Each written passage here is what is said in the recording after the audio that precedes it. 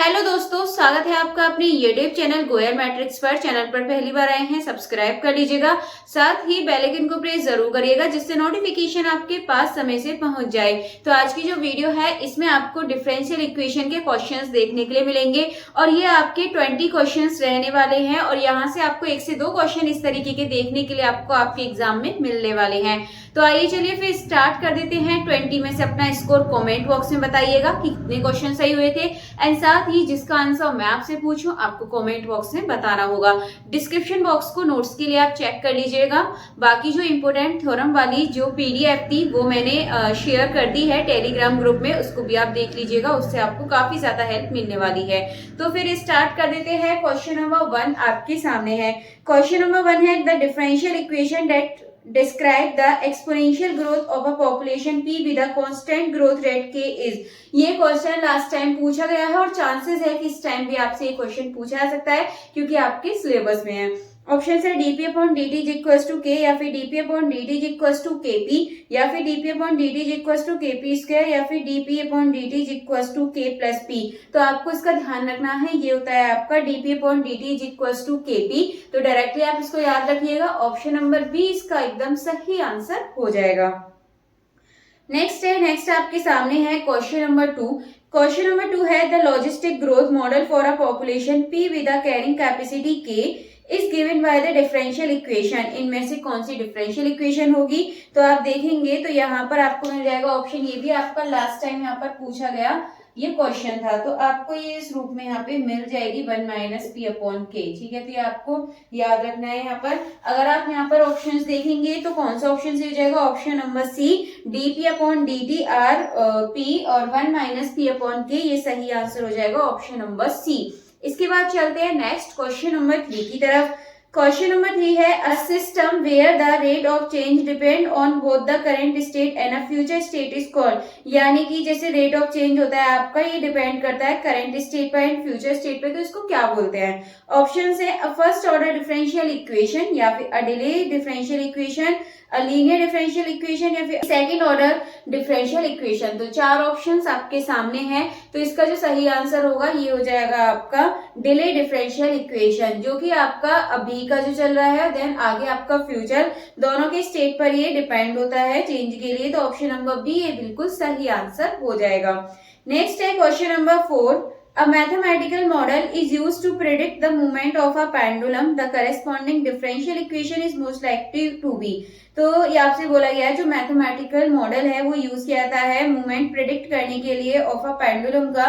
तो corresponding differential equation most likely कैसी होगी? A linear first order equation होती है या फिर अ लॉजिस्टिक इक्वेशन या फिर नेक्स्ट है सेकंड ऑर्डर इक्वेशन या फिर आगे एन एक्सपोनेंशियल ग्रोथ इक्वेशन। तो पेंडुलम की बात हो रही है, तो यहाँ पर ये ध्यान रखिएगा, ये जो इक्वेशन होती है ये आपकी ऑर्डर 2 यानी कि डबल टाइम डिफरेंशिएबल होता है। तो ये होती है आपकी d square theta upon d t square plus में होता है आपका g upon l sine theta is equal to 0। तो इसमें आपको सेकंड डेरिवेटिव देखने के लिए मिलता है इस इक्वेशन में। इसी वजह से जो इसका सही आंसर है ये क्या हो जाएगा? Option number C, a second order equation. तो ऑप्शन नंबर सी इसका एकदम करेक्ट आंसर है। नेक्स्ट है आपके सामने, अगर देखेंगे तो क्वेश्चन नंबर 5। क्वेश्चन नंबर 5 है इन द लॉजिस्टिक मॉडल, ये आपको मॉडल दे रखा है जो भी आपको मैंने बताया था क्वेश्चन नंबर 2 में। What happened to the population growth rate when p equals to k। अगर p k के इक्वल हो जाए तब क्या होगा? ठीक है, इसमें जो आपको p और k दोनों दे रखा है, जहां पर p क्या है आपका p और k जो है ये दोनों क्या है आपके इक्वल दे रखे हैं। तो इक्वल का मतलब क्या हो जाएगा कि ये कैसी हो जाएगी? 0 बन जाएगी। जो लॉजिस्टिक मॉडल ग्रोथ है कैसी हो जाएगी? 0, यानी कि इट्स बिकम 0 अगर दोनों इक्वल हो जाते हैं। तो ऑप्शन नंबर सी, अगर यहाँ पर नो चेंज वाला ऑप्शन है तो वो लगाते, तो ऑप्शन नंबर सी एकदम सही आंसर हो जाएगा। नेक्स्ट है क्वेश्चन नंबर 6। क्वेश्चन नंबर 6 है the order of the differential equation. आपको इस डिफरेंशियल इक्वेशन का ऑर्डर बताना है। तो ऑप्शंस आपके सामने है, तो बहुत आसान है। तो चलिए फिर इस आसान क्वेश्चन को आपको करने के लिए दे देते हैं। एक तरीके का ऐसा क्वेश्चन पूछा जा सकता है, ऐसा नहीं है कि सारे हार्ड लेवल के ही क्वेश्चंस आपसे पूछे जाएंगे। 30 से 40 क्वेश्चंस तो आपको बेसिक देखने के लिए मिलने वाले हैं, इसीलिए अपनी मेहनत को इस हिसाब से करें कि अगर आपको ज्यादा भी अच्छे से मैथ्स आपको ग्रेजुएशन का नहीं आता है तो आप बेसिक इतना अच्छे से स्ट्रॉन्ग कर लें कि आप 50 तक ले आए आराम से, 40 एंड 50 तक। तो फिलहाल इसका आंसर यहाँ आपको कमेंट बॉक्स में बताना होगा, बहुत आसान क्वेश्चन है। इसके बाद चलते हैं नेक्स्ट क्वेश्चन नंबर 7 की तरफ। क्वेश्चन नंबर 7 है the axillary equation for the differential equation. Axillary equation एक क्वेश्चन मैंने ऐसे डाल दिया था, शायद इतना इजी ना पूछे लेकिन पूछ भी सकते हैं, दोनों ही चीजें यहाँ पर, क्योंकि बेसिक में ये क्वेश्चन आपसे पूछा जा सकता है। तो dy upon dx square minus 5 dy over dx plus 6y equal to 0। तो यहाँ पर आपको करना है, जो डबल डेरिवेटिव है उसका होगा m स्क्वायर माइनस 5 और 1 है तो ये m लिखेंगे खाली, और प्लस यहाँ पर ये 6, तो ये एक्सिलरी इक्वेशन यहाँ पर बन चुकी है। तो ऑप्शन यहाँ देख लीजिए कौन सा सही होगा। Option number A m square minus 5m plus 6 is equal to 0। तो ऑप्शन नंबर ए इसका एकदम करेक्ट आंसर हो जाएगा। नेक्स्ट इसके बाद क्वेश्चन नंबर 8। क्वेश्चन नंबर 8 है what is the general solution for the differential equation. इसके लिए जनरल सॉल्यूशन बताना है, तो आइए चलिए इसे भी देख लेते हैं। तो यहाँ पर ये इक्वेशन आपको देखिए क्या दे रखी है, यहाँ पर है ये y double derivative minus 4y equal to 0, double derivative m square लिखेंगे माइनस 4 इज इक्वल टू 0, यानी कि हमने इसको एक्सिलरी इक्वेशन के फॉर्म में चेंज कर लिया है। आप यहाँ से फैक्टर देखेंगे इसके, तो m स्क्वायर इक्वल टू 4, यानी कि m की जो वैल्यू है प्लस माइनस 2 आ चुकी है। जब आपकी जो वैल्यू इस तरीके से आए, हम क्या लिखते हैं c1 e की पावर mx, यानी कि आपकी वैल्यू क्या आई है, यहाँ से एक का प्लस का 2 एक माइनस 2, तो आप लिख दीजिएगा एक बार e की पावर ये 2x प्लस, अब c1 था अब c2 ले लेंगे, अब e के साथ यहाँ पर एक बार ये लगा देंगे माइनस 2x। तो कौन सा ऑप्शन सही हो जाएगा, अगर आप ऑप्शन यहाँ पर देखें तो ऑप्शन देखिए कौन सा सही है इसका, option number B c1 e की power 2x plus c2 e की पावर माइनस 2x, और ये माइनस 2x आपका इधर हो सकता है, e 2x इधर हो सकता है, तो ये चेंज आपस में इस तरीके से हो सकता है, मतलब c1 c2 किसी के साथ भी लग सकता है। तो ऑप्शन कौन सा सही जाएगा, ऑप्शन नंबर बी एकदम सही आंसर हो जाएगा। नेक्स्ट है इसके बाद क्वेश्चन नंबर 9। क्वेश्चन नंबर 9 है if the auxiliary equation has represented real roots m1 m2 equal है m के, the general solution for a second order linear homogeneous differential equation। Second order है, मतलब आपको बताना है कि किस तरीके की आपकी बनने वाली है। तो अगर आप यहाँ पर ऑप्शंस देखेंगे तो क्या होगा, चलिए चार ऑप्शंस को लिख देते हैं। c1 e की power mx plus c2 e की पावर mx, ये दे रखा है एक ऑप्शन, ठीक है। दूसरा देखिए क्या है ऑप्शन आपके सामने, c1 प्लस c2 x, और ये दे रखा है आपको e की पावर mx, एंड नेक्स्ट आपको यहाँ पे दे रखा है c1 e की power mx plus c2 e की पावर माइनस mx, और नेक्स्ट है आपका y इक्वल टू e की power mx c1 cos x plus c2 sin x, ठीक है, ये आपको यहाँ पर दे रखा है। अब एक चीज देखिए, ये वाला कॉस और साइन में तब होते हैं जब आपके जो रूट्स हैं वो इमेजिनरी बनते हैं, यानी कि आपके यहाँ पर कॉम्प्लेक्स में आ जाते हैं। देन ये वाला कब लगता है, ये मैंने अभी आपको बताया था, एक आपका प्लस में होता है एक आपका माइनस में होता है, तो ये तो आपकी वाली कंडीशन बन गई। तो फिलहाल इसके लिए नहीं होगा। इसमें क्या है, ये बोल दिया जो m1 है और m2 है वो दोनों इक्वली रूट्स आए हैं, यानी कि ये m और m इक्वल है। अगर इक्वल होंगे तो हम इस तरीके से नहीं लिखेंगे। अभी पिछले वाले क्वेश्चन में +2 और -2 था, इसलिए हमने उसको अलग अलग लिखा था, और ये आपके कॉम्प्लेक्स रूट्स आ जाए तब के लिए होता है। और ये वाला भी आपको पता है, ये वाला कब होता है, जब आपके अलग अलग रूट्स होते हैं, m और m यहाँ पर ये अलग है। अब ये वाला होता है आपका जब इक्वली रूट्स आ जाए, जैसे मान लीजिए आपके पिछले में -2 + 2 आई, लेकिन अगर 2 आ जाए यानी कि प्लस का ही 2 आ जाए या फिर माइनस का 2 आ जाए, तो आप उसको इस फॉर्म में लिखेंगे इस तरीके से, c1 c2 x, और e की पावर जो लिखेंगे हम यहाँ पर वो जैसे 2 आया है, अगर दोनों ही रूट्स इसके प्लस के 2 हैं तो हम इसको इस वाली फॉर्म में ऐसे लिख देते हैं। तो फिलहाल आंसर कौन सा सही हो जाएगा, ऑप्शन नंबर जो बी है ये सही आंसर है।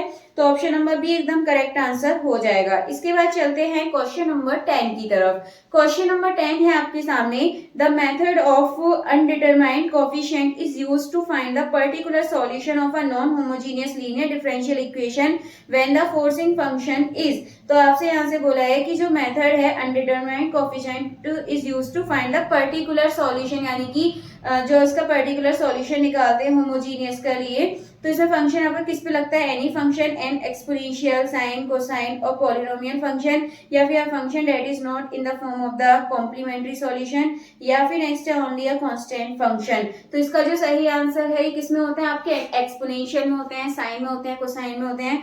तो ऑप्शंस अगर यहाँ पर देखेंगे पॉलिनोमियल फंक्शंस, तो ये ऑप्शन नंबर बी यहाँ सही हो जाएगा, एन एक्सपोनेंशियल, साइन, कोसाइन और पॉलिनोमियल फंक्शन। तो ऑप्शन नंबर बी एकदम सही आंसर है। नेक्स्ट इसके बाद क्वेश्चन नंबर 11। क्वेश्चन नंबर 11 है द डिफरेंशियल इक्वेशन, आपको एक डिफरेंशियल इक्वेशन दे रखी है और इसके बारे में पूछा है, इज एन एग्जांपल ऑफ, ये किसका एग्जांपल है, ये आपसे यहाँ पर पूछा है। तो ऑप्शंस है linear differential equation with constant coefficient, या फिर कॉची यूलर डिफरेंशियल इक्वेशन, या फिर सेकंड ऑर्डर होमोजेनियस इक्वेशन। तो अगर आप यहाँ पर देखेंगे तो ऑप्शन नंबर सी है सेकंड ऑर्डर होमोजेनियस इक्वेशन तो होगी। तो होमोजेनियस कब होती है, जब आपका इक्वल में जीरो होता है इक्वेशन का, यानी कि लेफ्ट हैंड साइड कैसा होता है, जीरो होता है LHS, तो यहाँ पर जीरो है यानी कि आपकी होमोजेनियस है, और सेकंड ऑर्डर भी होगी, आपकी डबल टाइम डेरिवेटिव हो रहा है। तो ऑप्शन सी सही है। बाकी ऑप्शन नंबर ए सही नहीं होगा क्योंकि इसमें लीनियर डिफरेंशियल इक्वेशन बोला है, तो ये बात गलत है। और ये बी जो कॉची यूलर डिफरेंशियल इक्वेशन है ये होती है क्वाड्रेटिक इक्वेशन की फॉर्म में है। तो यहाँ पर कौन सा ऑप्शन सही हो जाएगा, ऑप्शन नंबर डी। बी और सी दोनों ही सही है, इसलिए option number D, both B and C एकदम सही आंसर है। नेक्स्ट है इसके बाद क्वेश्चन नंबर 12। क्वेश्चन नंबर 12 है the complementary function for the differential equation. इसके लिए आपको कॉम्प्लीमेंट्री फंक्शन यानी कि CF निकालना है। तो आइए चलिए इसे कर लेते हैं। तो आपको देखिए क्या दे रखा है, इधर क्वेश्चन है आपके सामने, y कितने टाइम डेरिवेटिव हो रहा है, 3 टाइम इसका डेरिवेटिव हो रहा है y का, देन माइनस y का 1 टाइम डेरिवेटिव इक्वल में 0। तो यहाँ पर इसको लिख सकते हैं m की पावर कितने लिखेंगे, 3 लिख देंगे, और माइनस ये कितना है आपका 1 टाइम डेरिवेटिव हो रहा है, इसलिए हम इसको माइनस m लिख देंगे। अब इसके बाद क्या करेंगे, m कॉमन ले सकते हैं, तो ये क्या बचा आपका m square minus 1 is equal to 0, ये बचेगा। देन इसके बाद m की जो वैल्यू है वो कितनी आ गई 0, और यहाँ से जब आप निकालेंगे m square is equal to 1, तो ये क्या जाएगी m is equal to plus minus 1, यानी कि एक m की वैल्यू प्लस में आएगी और एक माइनस 1 में आएगी, और एक आपकी 0 है। तो हम क्या करेंगे, यहाँ पे चलिए इक्वेशन बनाते हैं। c1 e की पावर कितनी आएगी, अब 0 वाले को लिख लीजिए 0x, ठीक है। इसके बाद आगे करेंगे c2 e की पावर कितनी आ जाएगी 1x, एंड c3 e की पावर कितनी आ जाएगी माइनस 1x। अब आप यहाँ पर ऑप्शन के अकॉर्डिंग इसको सही कर लीजिएगा, बस ये वाली चीज यहाँ पर चेंज हो जाएगी। और जब ये e की पावर 0x है तो खाली यहाँ पे क्या बचेगा, e की पावर 0 1 बन जाएगा, तो यहाँ पे c1 बचेगा। अगर आप यहाँ पर ऑप्शंस देखेंगे तो ऑप्शन नंबर ए में देखिए c1 हो गया, प्लस में c2 की पावर ex, ये ठीक है, और c3 e की पावर माइनस x, ये यहाँ पर सही है। ऑप्शन नंबर ए सही हो जाएगा। तो ऑप्शन नंबर ए करेक्ट है। चलते हैं नेक्स्ट क्वेश्चन की तरफ। Question number 13। क्वेश्चन नंबर 13 है the phase line analysis of a one dimensional autonomous differential equation dy over dt is equals to fy involve finding the general solution of the differential equation, या फिर direction of change of y by analysing the sign of fy, या फिर values of t for which y t is constant, या फिर the stability of the general solution. तो general solution के लिए तो इसको करते नहीं है, तो ऑप्शन नंबर ए गलत हो जाएगा, डी भी गलत हो जाएगा, and C value of t for which y t is constant, ये भी गलत है। तो जो ऑप्शन नंबर बी है direction of change of y by analysing the sign of fy, ये सही है। तो ऑप्शन नंबर बी एकदम सही आंसर हो जाएगा। नेक्स्ट है question number 14। For an autonomous differential equation and equilibrium point a constant solution by is such that, कब होता है, जब आपका dy ऊपर dt इज इक्वल टू 0 होता है। तो ये बात आप इसके लिए ध्यान रखेंगे। तो कौन सा ऑप्शन सही हो जाएगा, ऑप्शन नंबर सी एकदम सही आंसर है।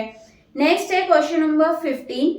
In a model of a predator-prey system, the equilibrium point where both population are non-zero is known as, यानी कि जो population होती है वो कैसी होती है, non-zero होती है। तो कौन सा सही हो जाएगा, a stable node, या फिर a periodic solution, या फिर a saddle point, या फिर a consistent equilibrium। तो जो ऑप्शन नंबर डी है a consistent equilibrium, ये इसका सही आंसर है। तो ऑप्शन नंबर डी एकदम सही आंसर हो जाएगा। नेक्स्ट है question number 16। A bifurcation in a mathematical model refer to quantitative change in the behavior of system as, यानी कि जो इसमें क्वालिटेटिव जो चेंज होता है तो इसको किससे जानते हैं, टाइम इंक्रीज, या फिर अ पैरामीटर वैल्यूज वैरिड, या फिर the initial conditions are change, या फिर द मॉडल इज सिंप्लीफाइड। तो ये होता है आपका ऑप्शन नंबर बी। ये आपके याद करने वाले क्वेश्चंस होते हैं, आपको याद करने पड़ेंगे। तो ऑप्शन नंबर बी यहाँ सही आंसर हो जाएगा। नेक्स्ट है क्वेश्चन नंबर 17, और यहाँ से एक क्वेश्चन आपको जरूर ऐसा देखने के लिए मिलेगा, 1 से 2 क्वेश्चन आपको ऐसे देखने के लिए मिल सकते हैं, इसीलिए इस पैटर्न को ढंग से आप समझ लीजिएगा। तो यहाँ पर दे रखा है the solution of the initial problem, यहाँ पर आपको दे रखी है और आपको बताना है कौन सा इसमें सही होगा। तो आइए चलिए इसको देख लेते हैं एक बार। यहाँ पर ये क्या दे रखी है आपको, डिफरेंशियल इक्वेशन आपको यहाँ पर दे रखी है, यानी कि dy over d x is equal to दे रखा है आपको 2x और आपको बताना है y 0 इज इक्वल टू 3 पे बताना है कि क्या होगा सॉल्यूशन। आइए चलिए करते हैं इसको। तो सबसे पहले क्या करेंगे, आप dx को उधर ले जाइए, dy is equal to 2x dx हो जाएगा। जब आप इसका इंटीग्रल करेंगे तो आपको क्या मिलेगा, y इज इक्वल टू हो जाएगा पे x स्क्वायर अपॉन 2, 2 से 2 कैंसिल, x स्क्वायर इसका बचेगा इंटीग्रल। देन इसके बाद प्लस में हम यहाँ पर c लिख देंगे। ये करने के बाद आपको क्या करना है, यहाँ से वैल्यू निकालिए, y 0 थी। अब यहाँ से वैल्यू कैसे निकालते हैं, तो ये क्या होता है, y की वैल्यू 3 आ रही है। कब आ रही है, जब हम अगर x की जगह 0 रखें। तो ये जो ब्रैकेट में होती है 0 और y इक्वल टू कितनी वैल्यू आ रही है, 3। इसका मतलब हो रहा है कि x की जगह 0 रखने पर जो y की वैल्यू है वो 3 आ रही है। तो हमने यहाँ से ऐसे वैल्यू निकाली, तो y की जगह कितना रखेंगे, 3 is equal to x square यानी कि 0 प्लस c। तो यहाँ से हमने c की जो वैल्यू है वो निकाल दी, कितनी होती है 3। तो हमें क्या करना है, ये जो अभी इक्वेशन आई थी यहाँ पर हम क्या करेंगे, c की जगह पे वैल्यू पुट कर देंगे। तो y is equal to x square plus कितना हो जाएगा, ये 3। तो आपको यहाँ से आंसर मिल चुका है। डायरेक्टली भी आप माइंड में सॉल्व करने की कोशिश करेंगे। तो option number B y is equal to x square plus 3 ये बिल्कुल सही आंसर हो जाएगा। नेक्स्ट है इसके बाद क्वेश्चन नंबर 18। तो क्वेश्चन नंबर 18 है the general solution of the homogeneous differential equation. इसका आपको जनरल सॉल्यूशन बताना है। तो आइए चलिए फिर इस क्वेश्चन को भी कर लेते हैं। तो यहाँ पर ये आपको क्या दे रखा है, इक्वेशन दे रखी है और इसका क्या निकालना है, सॉल्यूशन। तो ये है dy over dx is equal to आपको क्या दे रखा है, x plus y upon x. General solution आपको इसका फाइंड करना है। अब देखिए आपके पास एक तो लेंथी तरीका होता है जो कि आपने 11th-12th में पढ़ा होगा, लेकिन आप करेंगे इसको, चलिए करते हैं इसको dy ओवर dx और यहाँ पर आप इसको अलग अलग कर लीजिए। तो x के फॉर्म में x रखेंगे 1 हो जाएगा और ये आपको y अपॉन x मिल गया। देन इसके बाद आपको क्या करना है, जब ये y और x साथ में है तो आप y अपॉन x वाले को धर ले आइए, हम इसको इक्वेशन के रूप में बना लेंगे।